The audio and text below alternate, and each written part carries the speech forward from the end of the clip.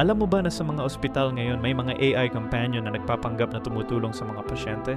Pero ang hindi natin alam, ginagamit nila ang mga doktor at nurse para matuto kung paano magsinungaling.